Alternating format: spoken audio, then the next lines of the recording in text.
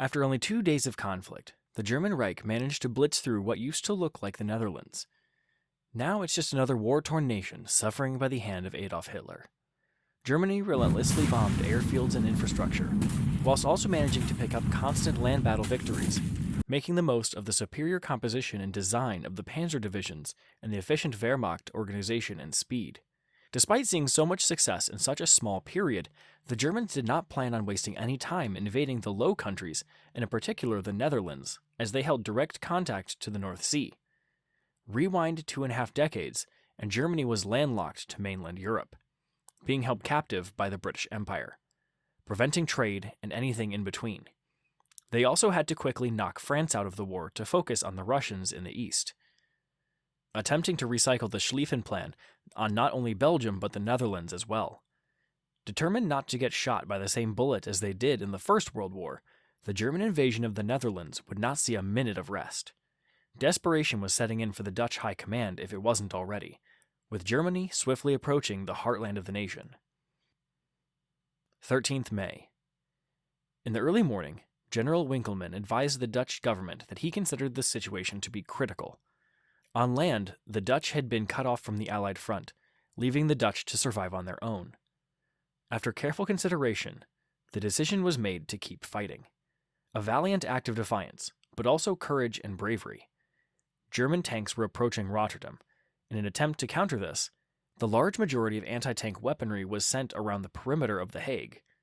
Even though the odds were definitely stacked against them, the Dutch still had hopes of preventing an immediate collapse of Dutch defenses if the planned counterattacks could seal off the southern front near Dordrecht and restore the eastern line at the Grebbeberg.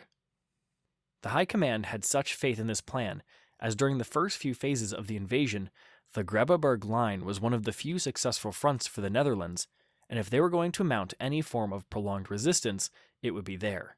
Outside of the conflict, questions also came to light concerning the future and safety of Queen Wilhelmina, who would soon be brought to England via a British escort with the rest of the royal family evacuating a day earlier. Regarding the Germans, 2 panzer companies left the advancement into Holland and instead pursued the retreating French division. The remaining 4 companies began to cross the Moorjik traffic bridge at 5:20 a.m. If a large spearhead was fully successful, Dutch forces would be compromised and split in half. Some attempts were made to indirectly block the advance of the panzers. At around 6 o'clock, the last operational bomber of the Dutch Air Force dropped 2 bombs on the bridge.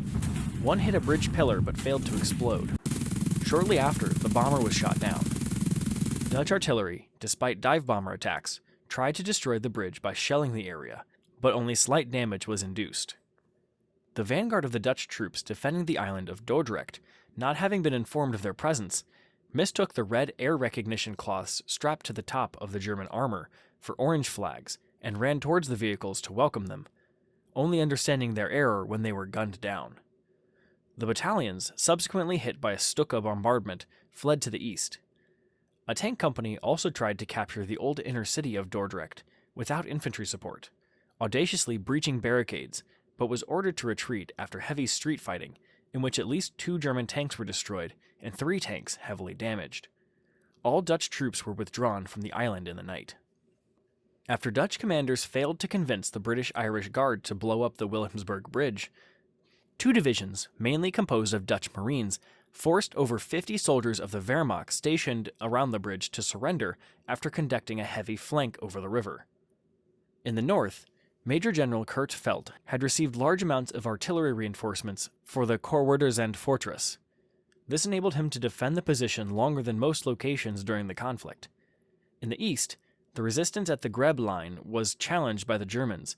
Multiple regiments attacked from many different angles, overwhelming Dutch forces. But shelling from Dutch batteries equaled the playing field and stalled German advances.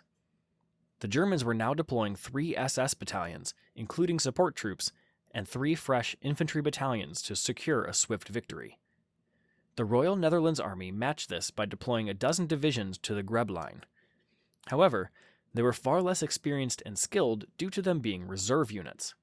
The Wehrmacht now decided to seriously concentrate on the Grebbeberg, frustrated with how the first wave of German attackers was beaten back with serious losses.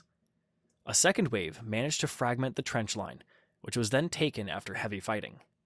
The regiment subsequently proceeded to mop up the area to the west, delayed by resistance from several Dutch command posts. 14th May. In the east, under cover of ground fog, the field army successfully withdrew from the Greb line to the east front without being bombed as had been feared, and disengaged from the gradually pursuing enemy troops. On Isselmond, the German forces prepared to cross the Maas in Rotterdam, which was defended by about 8 Dutch battalions. Crossings would be attempted in 2 sectors. The main attack would take place in the center of the city, with the 9th German Panzer Division advancing over the Willemsburg. Then SS units would cross to operate on its immediate left, and east of Rotterdam, a battalion of the 16th Infantry Regiment. Generals Kurt Student and Schmidt desired a limited air attack to temporarily paralyze the defenses, allowing the tanks to break out of the bridgehead. However, Luftwaffe commander Hermann Göring, worried about the fate of his surrounded airborne troops, hoped to force an immediate Dutch national capitulation by a much more extensive bombardment. His head of operations, General Otto Hoffmann von Waldau, described this option as a radical solution. Despite misgivings by Albert Kesselring about its scope and necessity, at 11:45 a.m., 90 Heinkels took off for a carpet bombing of the inner city of Rotterdam. Carpet bombing is a large area bombardment, bombing every inch of the area selected, regardless of the strategic value of the location. This absolutely crushed Rotterdam and the people within, a total death count of 711 on the 14th alone. These bombings still remain one of the most well-known events in the war, especially to the Dutch, with the effects still being present even in the modern day.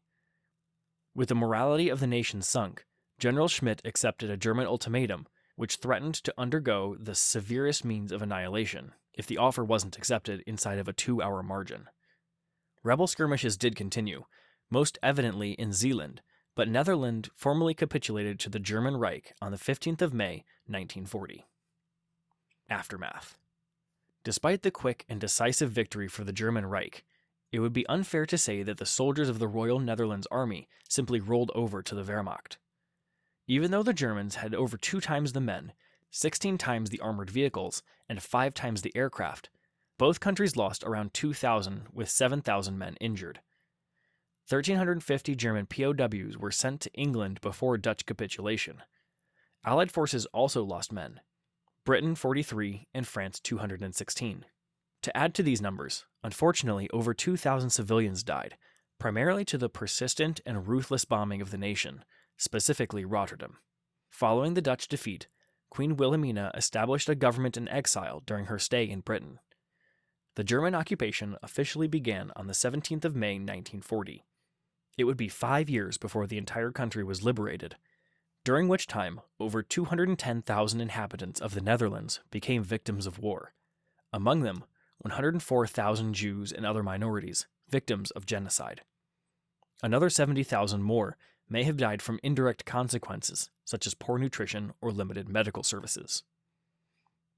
Thank you for watching this Everything History video and patiently waiting for part 2. We hope you enjoyed the video, or at least learned a thing or two. What do you make of the defense made by the Dutch against the German Reich? And what would you like to see next on the channel? Let us know in the comments below.